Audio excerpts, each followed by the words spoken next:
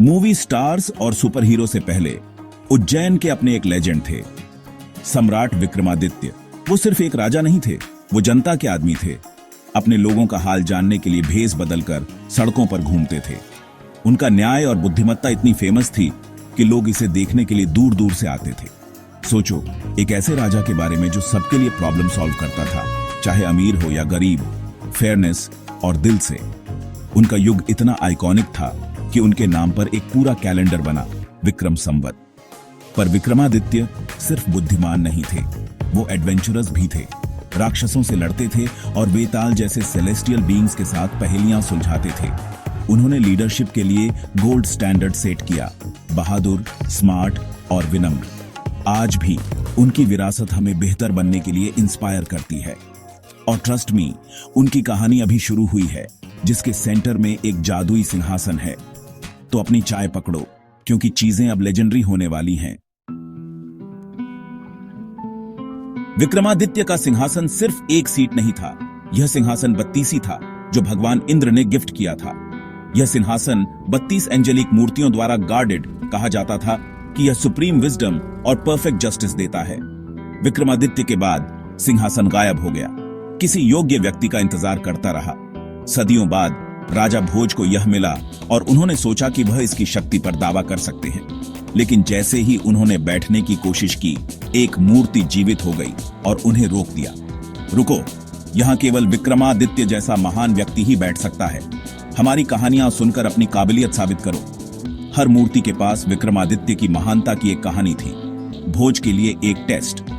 सिंहासन शक्ति के बारे में नहीं था, यह कैरेक्टर के बारे में था। इस तरह अल्टीमेट स्टोरी टेलिंग चैलेंज शुरू हुआ।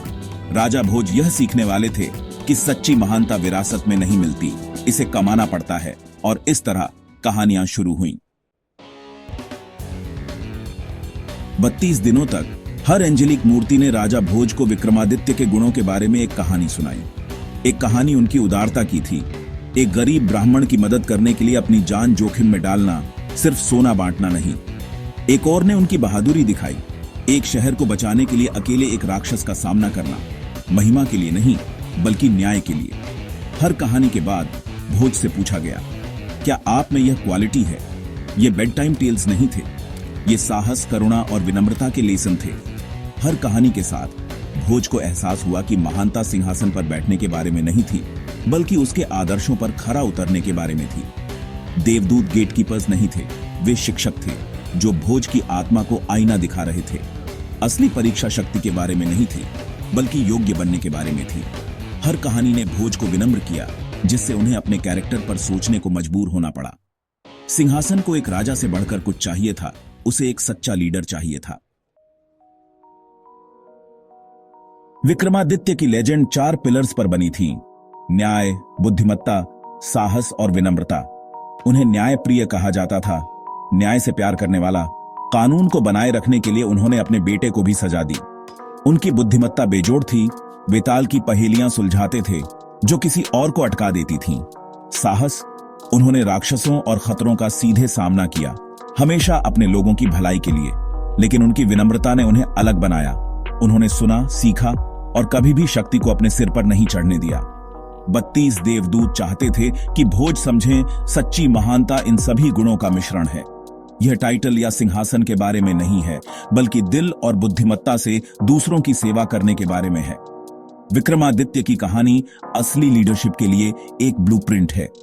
सिंहासन सिर्फ एक सिंबल था, असली जादू उस आदमी में था जो उस पर बैठा था। यही वह विरासत थी जिस पर भोज को खरा उतरने की चुनौती दी गई थी। सभी 32 कहानियां सुनने के बाद राजा भोज समझ गए, वह कभी विक्रमादित्य नहीं बन सकते थे। सिंहासन पर दावा करने के बजाय उन्होंने उसके सामने सिर झुकाया, विनम्र और बुद्धिमान होकर। देवदूत मुस्कुराए, उनका मिशन पूरा हुआ और सिंहासन गायब हो गया, भोज को सच्ची बुद्धिमत्ता देकर। सबक: लीडरशिप कुर्सी के बारे में नहीं है, बल्कि उन गुणों के बारे में है जिन्हें आप अपनाते हैं। हम सभी के अपने सिंहासन हैं, हमारी भूमिकाएं और जिम्मेदारियां। सिंहासन 32 की कहानी हमें न्याय, साहस, करुणा और विनम्रता के लिए प्रयास करने की याद दिलाती है। यह परफेक्ट होने के बारे में नहीं है, बल्कि हर दिन बेहतर बनने की कोशिश करने के बारे में है। तो अगली बार जब आपको किसी चुनौती का सामना करना पड़े तो खुद से पूछो, क्या मैं योग्य हूं? यही असली जादू है। थैंक यू और मुस्कुराते रहो।